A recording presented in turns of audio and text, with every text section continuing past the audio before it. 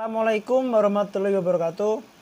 Kami dari kelompok 7 yang beranggotakan saya sendiri Aditya Dharma Putra dan teman saya Nabila Fauzia, Aisyah Galuh Nur Handayani, Ulfa Fitriani, Titan Marta Diatama, dan Firmansyah Saiful. Di sini saya akan menjelaskan atau menyebutkan materi-materi apa yang akan dijelaskan oleh teman-teman saya nanti. Yang pertama itu ada pendidikan luar sekolah di kawasan Asia. Dan yang kedua, pendidikan luar sekolah di kawasan Eropa. Dan yang ketiga, pendidikan sekolah di kawasan Amerika. Dan yang keempat, pendidikan luar sekolah di Indonesia. Dan yang terakhir, ada studi kasus pendidikan luar sekolah dan solusinya. Sebelum masuk pada materi intinya, di sini saya akan menjelaskan pengertian dari pendidikan luar sekolah. Pendidikan luar sekolah atau yang biasanya disebut sebagai pendidikan non-formal ini merupakan kegiatan yang terorganisasi dan sistematis di luar persekolahan yang mapan. Hal tersebut dapat dilakukan secara mandiri atau merupakan bagian penting dari kegiatan yang lebih luas yang sengaja dilakukan untuk melayani peserta didik tertentu di dalam mencapai tujuan belajarnya. Pendidikan luar sekolah yang ada di kawasan Asia. Yang pertama ada Jepang. Dalam konteks pendidikan non-formal, Jepang menggunakan istilah pendidikan sosial yang sebenarnya dan merujuk pada kegiatan pendidikan orang dewasa dan pendidikan masyarakat, baik pada sisi yuridis, institusi, maupun kebijakan pemerintah, dan juga dalam teori maupun praktek. Pendidikan di Jepang dikelompokkan secara konvensional dalam 3 kategori, yaitu yang pertama ada pendidikan rumah atau informal, yang kedua ada pendidikan sekolah atau pendidikan formal, dan yang ketiga ada pendidikan sosial atau kegiatan pendidikan yang ada di masyarakat. Negara yang selanjutnya yaitu ada Bangladesh dan India. Dua negara di Asia Selatan ini akan dikaji secara sepintas dalam melaksanakan pendidikan non-formal di masing-masing negara. Bangladesh melaksanakan berbagai program pendidikan non-formal, khususnya keaksaraan fungsional untuk mengurangi kemiskinan. Sedangkan India melaksanakan pendidikan non-formal untuk kepentingan pembangunan berkelanjutan. Jadi secara umum, di antara negara keduanya dapat dilihat esensi pentingnya pendidikan non-formal memiliki karakteristik yang sama. Akan tetapi, dalam tampilan menunjukkan adanya perbedaan. Selanjutnya ada negara Korea Selatan dan Thailand. Korea Selatan sejak tahun 1990 sangat serius menggarap pendidikan untuk mempersiapkan sumber daya manusia memasuki abad ke-21 melalui gerakan reformasi pendidikan yang bertujuan agar penduduknya memiliki akses pendidikan kapan saja dan di mana saja sesuai asas pembelajaran sepanjang hayat yang hasilnya berupa kredit banking sistem, suatu sistem pendidikan terbuka yang mengakui pengalaman belajar yang berbeda tidak hanya di dalam sekolah, tetapi juga di luar sekolah. Bila mana seseorang telah memiliki CBS yang dipersyaratkan, maka yang bersangkutan akan dapat pengakuan seperti dalam pendidikan formal. Selanjutnya ada Malaysia dan Australia. Australia di negara selatan Indonesia termasuk juga dalam studi kasus ini, memiliki penduduk sekitar 20 juta dan rata-rata pertumbuhan penduduk per tahunnya sekitar 1,2%. GNP per kapita rata-rata setiap tahun tumbuh 1,8 dan memiliki sektor indeks pembangunan manusia sebesar 0,922, paling tinggi di antara 9 negara yang menjadi lokasi studi kasus ini. Gambaran pendidikan dasar dilihat dari angka literasi penduduk mencapai 100%. angka partisipasi murni pendidikan dasar sudah 101%, perbandingan guru murid 18, baik sekali. Pengeluaran publik untuk pendidikan dasar sekitar 69,5%, dan persentase pengeluaran publik terhadap GDP sebesar 5,6%, yaitu memiliki paling tinggi di antara 9 negara lainnya dalam studi ini. Dan yang terakhir ada Tiongkok. Negara Tiongkok sudah menyiapkan sumber daya manusia unggul melalui strategi pendidikan dan pelatihan pembelajaran sepanjang hayat. Franny Lautier, Vice President The World Bank Institute, mengatakan bahwa Cina telah membuat langkah yang mengesankan dalam memperluas kesempatan pendidikan pada semua tingkat, meningkatkan literasi orang dewasa, menyediakan pelatihan dan pelatihan ulang untuk para migran dan pekerja, dan lingkungan ekonomi global yang sangat kompetitif saat ini. Cina mempertimbangkan untuk mengembangkan pembelajaran sepanjang hayat sebagai sistem yang efektif, baik sebagai alat meningkatkan daya saing maupun meningkatkan kohesi sosial dan kesejahteraan. Oke, selanjutnya adalah potret pendidikan luar sekolah di kawasan Eropa. Yang pertama, Denmark. Seperti kita ketahui, Denmark itu merupakan salah satu negara maju yang mana sistem pendidikannya sangat baik dan salah satu yang dijadikan sebagai bahan rujukan untuk diterapkan pendidikannya di Indonesia. Nah, di Denmark itu ada sebuah lembaga yang namanya Lego Education di Billund. Nah, itu salah satu tempat praktiknya pendidikan non formal bagi anak-anak. Lembaga ini dibangun oleh perusahaan mainan anak-anak kelas dunia, ditujukan sebagai rujukan menarik bagi pengembangan praktik pendidikan dengan memanfaatkan teknologi digital. Jadi di Lego Education ini anak-anak bisa belajar sambil bermain, yang mana ini maksudnya untuk menciptakan suasana belajar yang menyenangkan, dan tentunya ini akan membentuk karakter anak yang baik karena belajar yang menyenangkan. Beda dengan Indonesia, kalau datang di kelas itu kan tegang. Nah, itu bedanya. Jadi dengan belajar yang menyenangkan akan membentuk karakter anak yang baik. Lalu lembaga ini terus-menerus melakukan kajian yang mana untuk usia anak 3-16 tahun, fokusnya untuk meningkatkan kemampuan siswa dalam bidang sains, teknologi, dan matematika. Lalu berikutnya ada di Inggris. Pendidikan non formal di Inggris atau luar sekolah di Inggris ya. Ada banyak program untuk orang dewasa dan continuing education diselenggarakan oleh LIES. Jurusan-jurusan ekstra universitas dan badan-badan tertentu seperti Asosiasi Pendidikan Para Pegawai. Jadi di Inggris ini universitas terbuka itu ada ekstra jurusan-jurusannya, dan setiap jurusan itu tentu mempunyai gelarnya setelah lulus. Nah, lalu di UT itu hampir sama di Indonesia, yang mana itu sistem pembelajarannya seperti part-time, siang atau malam. Nah, di Inggris sendiri, UT termasuk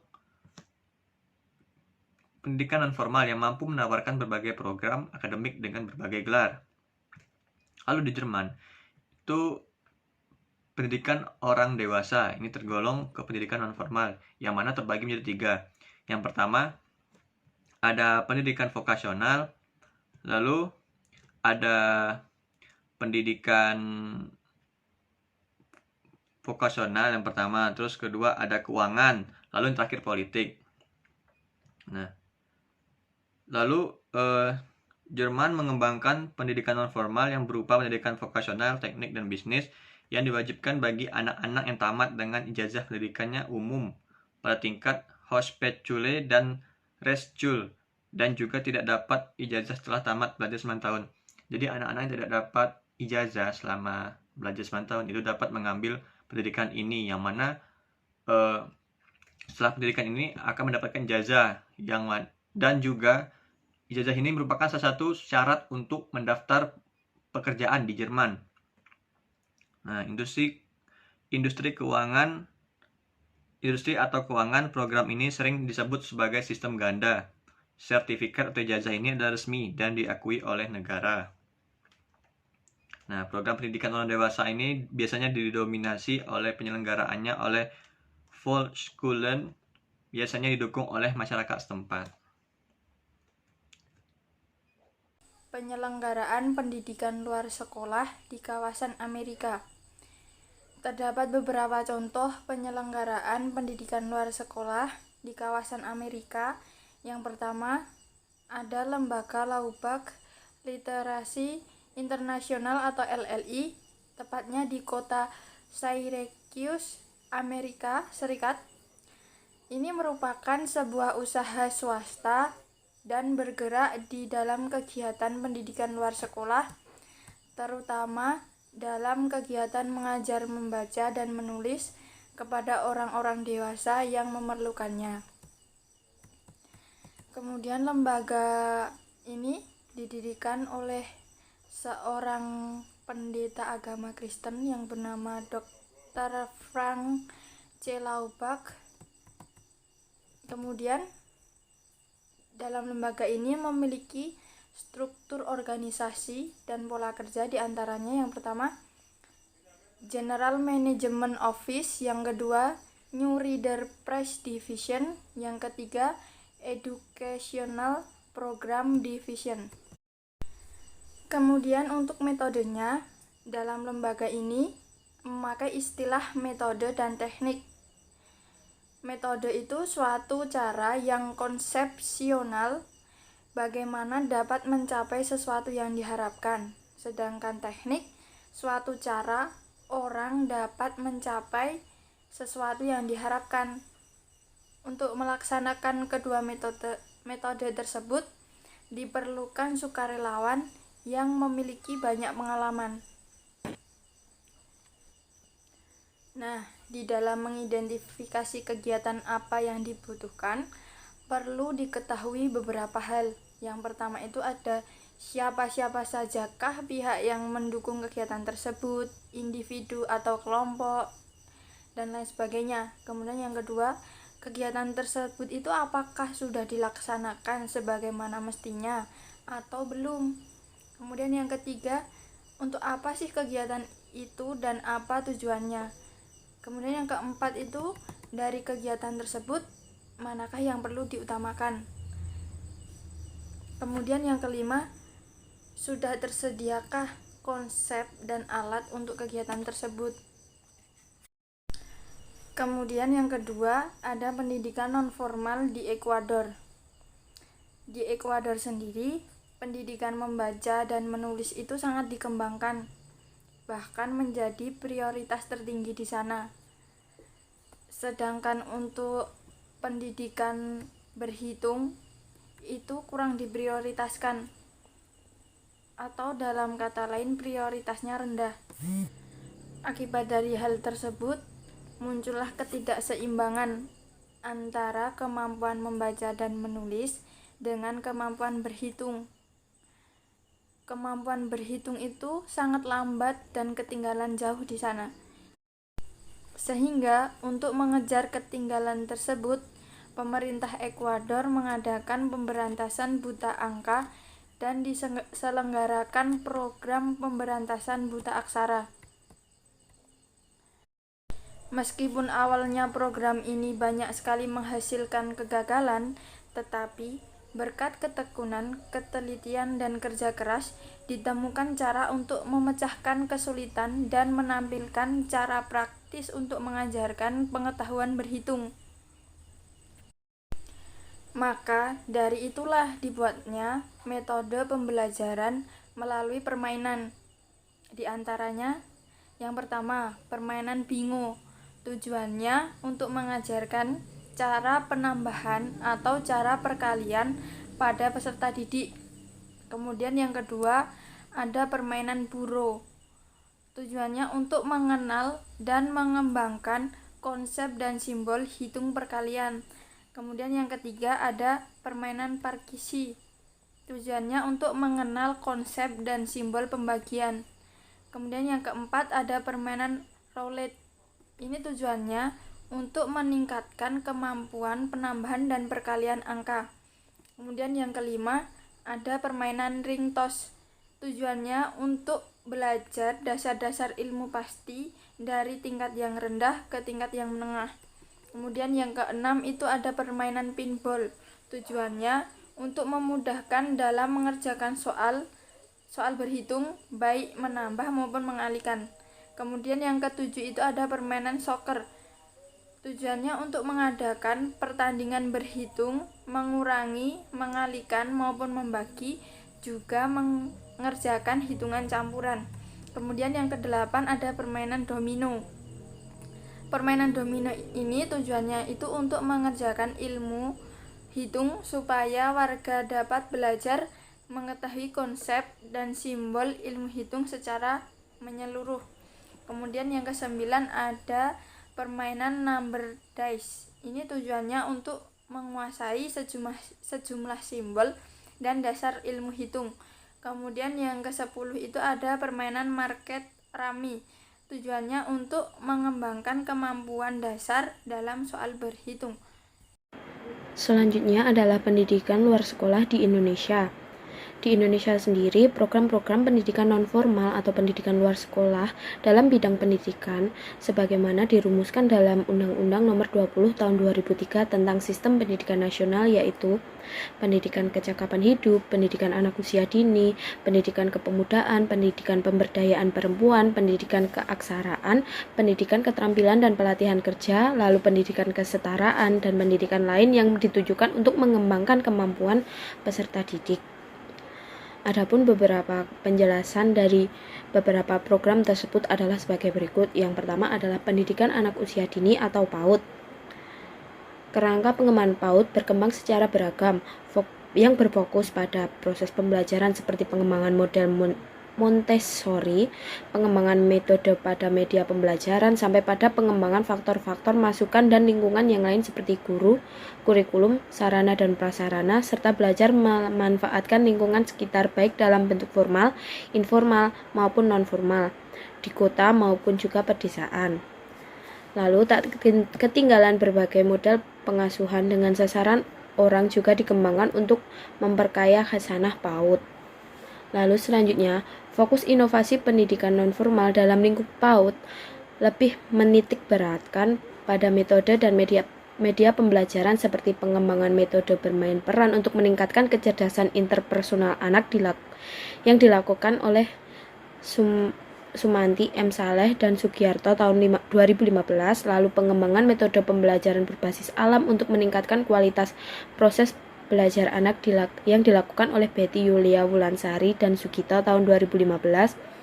Lalu selanjutnya pengembangan media video CD untuk peningkatan kemampuan membaca permulaan. Selanjutnya ada pengembangan media pembelajaran Big Book untuk pembentukan karakter anak usia dini. Lalu selanjutnya adalah pengembangan media dongeng dalam pendidikan karakter anak. Nah, kesimpulannya adalah dari beberapa inovasi tersebut menunjukkan pentingnya selalu mencari materi dan cara baru dalam melaksanakan proses pembelajaran pada pendidikan anak usia dini. Lalu selanjutnya yang kedua adalah pendidikan kecakapan hidup atau PKH. PKH sendiri dapat diselenggarakan secara tersendiri dan dapat dilaksanakan bersamaan dengan bentuk-bentuk program pendidikan nonformal yang lain. Kebijakan yang ditetapkan beberapa tahun terakhir ini oleh Kementerian Bidang Pendidikan dan Kebudayaan berupa pelaksanaan pendidikan kecakapan hidup bersama dengan bentuk pendidikan nonformal lain seperti pendidikan keaksaraan berbasis pendidikan kecakapan hidup atau pendidikan kesetaraan berbasis pendidikan kecakapan hidup.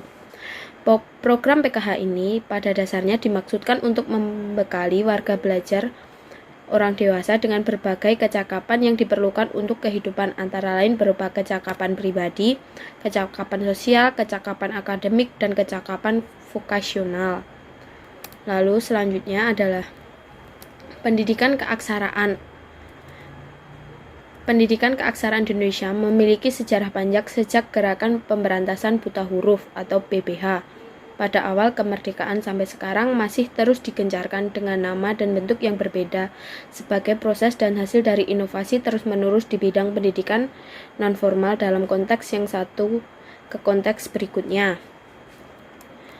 Perkembangan terkini di bidang keaksaraan yang diinspirasi oleh konsep literasi berkembang pendidikan keaksaraan dalam 3 kelompok yang tidak bermakna tingkatan: pendidikan keaksaraan dasar, pendidikan keaksaraan lanjut, lalu pendidikan keaksaraan usaha mandiri dibarengkan dengan konsep pendidikan kesetaraan program paket A atau setara dengan SD, program paket B setara dengan SMP, lalu program paket C setara dengan SMA. Nah, pendidikan keaksaraan dasar disertakan dengan kelas 3 SD. Disetarakan dengan kelas 3 SD. Lalu selanjutnya pendidikan keaksaraan dirancang setara dengan program paket A berikutnya sehingga materi bahan ajar pendidikan keaksaraan dasar mengacu pada kurikulum sekolah formal atau SD yang sesuai. Selain itu, pendidikan keaksaraan lanjut dan pendidikan keaksaraan usaha mandiri didasari pula oleh pemikiran perlunya kecakapan hidup diberikan pada warga belajar orang dewasa pendidikan keaksaraan secara berbarengan dalam konteks menumbuhkan semangat kewirausahaan yang dikemas dalam pendidikan keaksaraan usaha mandiri. Lalu yang keempat ada kursus dan pelatihan. Nah, udah banyak program kegiatan pendidikan formal diwadahi dalam bentuk kursus dan pelatihan sebagai kegiatan pembelajaran pendidikan non-formal yang bertujuan untuk memberikan keterampilan vokasional kepada peserta didik orang dewasa yang tergolong usia produktif sebagai bekal dalam memperoleh pekerjaan penghasilan untuk hidup layak sebagai warga negara yang berhak memperoleh pendidikan, pekerjaan, serta penghasilan. Proses pembelajaran pada umumnya diselenggarakan secara khusus dalam rentang waktu yang tidak terlampau lama, bisa dihitung jam, hari, atau minggu, dan bahkan beberapa bulan sesuai kemampuan atau kompetensi yang ingin dibelajarkan kepada peserta didik orang dewasa. Selanjutnya, magang atau pelatihan kerja merupakan metode sekaligus media pembelajaran keterampilan sesuai prinsip belajar eksperiensial dan belajar kontekstual dalam salah satu bentuk yang dikenal belajar dengan bekerja. Dalam konteks ini, beberapa standar telah ditetapkan, yaitu seperti standar kompetensi lulusan, standar isi, standar proses, standar pendidik, lalu standar pengelolaan, standar pembiayaan, standar sarana dan prasarana, serta standar evaluasi. Siapapun penyelenggara kursus dan pelatihan, mereka wajib mematuhi standar-standar yang telah ditentukan. Hal ini diperlukan untuk dapat mengendalikan dan menjaga mutu kursus dan pelatihan tersebut. Demikian pula, untuk beberapa lembaga dan kursus pelatihan diwajibkan untuk mengikuti dan memiliki akreditasi lembaga dari Badan Akreditasi Nasional atau BAN Pendidikan Non-Formal. Pendidikan non-formal atau pendidikan luar sekolah sebagai bagian dari sistem pendidikan memiliki tugas yang sama dengan pendidikan lainnya atau katakanlah pendidikan formal yang memberikan pelayanan terbaik terhadap masyarakat. Nah, masyarakat sebagai sasaran pendidikan non-formal terus meluas maju sesuai dengan perkembangan ilmu pengetahuan dan teknologi serta perkembangan lapangan pekerjaan dan budaya masyarakat itu sendiri. Nah, mengingat masyarakat sebagai sasaran tersebut, maka program pendidikan non-formal harus terus diperluas sesuai dengan kebutuhan dan kondisi perkembangan masyarakat. Nah, tentu dalam melaksanakan kegiatan pendidikan non-formal ini, banyak sekali masalah atau kesulitan yang dihadapi. Nah, masalah-masalah penyelenggaraan pendidikan luar sekolah atau pendidikan non-formal yang dihadapi Indonesia ini antara lain yang pertama adanya kelemahan di dalam menentukan diagnosa perencanaan program. Nah, ini bersumber pada kurang pandainya si perencana dalam mengidentifikasikan masalah dan kebutuhan apa yang sebenarnya dikehendaki oleh masyarakat, serta kurang bisa menggali, mengatur, dan memanfaatkan sumber potensial yang ada. Lalu yang kedua, adanya program yang tidak konsepsional, asal dibuat dan asal dilaksanakan. Nah, ini bersumber karena dananya. Sudah barang tentu hal yang demikian ini merupakan suatu pemborosan. Yang ketiga, adanya beberapa program kegiatan yang boleh dibilang sama, tetapi dilaksanakan oleh beberapa pihak. Maka program semacam ini tentu saja tidak efektif dan tidak efisien karena akan banyak menghabiskan waktu, menghabiskan uang dan tenaga, dan pada akhirnya justru membuat kegiatan yang membosankan banyak orang. Selanjutnya, kurang atau tidak adanya pengertian, kesadaran, serta tanggung jawab terhadap program yang dilaksanakan, baik dari pihak pelaksana, pejabat umum maupun masyarakat. Lalu, heterogenitas latar belakang pendidikan dan pengalaman para petugas di satu pihak dan warga belajar di lain pihak dapat menimbulkan perbedaan yang tajam. Dalam hal ini, nilai kecakapan dan keterampilan yang dimilikinya. Lalu, karena banyaknya kebutuhan yang hendak dilayani, maka kurikulum yang disusun pun kerap kali kurang terperinci gitu. Lalu, kelemahan pada metode atau cara-cara pendekatan yang formal sehingga jarak antara sumber belajar dan warga belajar tetap jauh. Hal ini akan mempengaruhi proses dan hasil belajarnya. Selanjutnya, tidak ada kemampuan warga belajar untuk berwirausaha, artinya semangat dan minat yang ada untuk belajar, sehingga diharapkan sesudah selesai mengikuti kegiatan program pendidikan luar sekolah itu akhirnya tetap hanya sebagai harapan saja. Lalu, keterbatasan dalam hal sarana dan prasarana serta faktor penunjang kegiatan lainnya. Ini boleh dibilang merupakan sandungan yang bisa memporak-porandakan kegiatan suatu program. Selanjutnya, kelemahan dalam hal koordinasi dan kerjasama dengan instansi atau lembaga terkait yang kurang baik. Dan yang terakhir, cara-cara yang digunakan untuk mengadakan supervisi, monitoring, dan evaluasi nampaknya masih kurang tepat, dalam arti kurang sistemik dan kurang metodis, sehingga sulit diketahui apakah suatu program itu berhasil atau tidak. Selanjutnya, ada beberapa solusi yang ditawarkan untuk mengatasi permasalahan tersebut.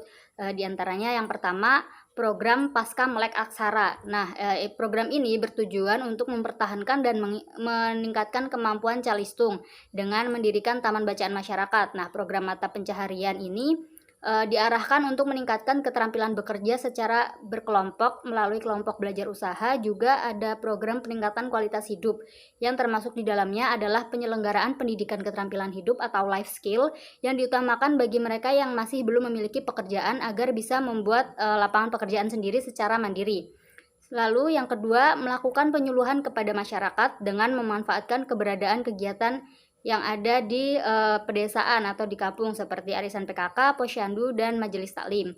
Yang ketiga, memberikan life skill dan semangat terhadap permasalahan di masyarakat, terutama anak usia sekolah yang tidak mampu melanjutkan pendidikan dan anak usia putus sekolah dengan alokasi waktu yang relatif cukup dalam proses pembelajaran. Selanjutnya, perlu diadakan diklat yang berkesinambungan dan sasaran yang tetap sehingga hasil yang diperoleh pun benar-benar dapat terserap dengan baik dan dapat direalisasikan di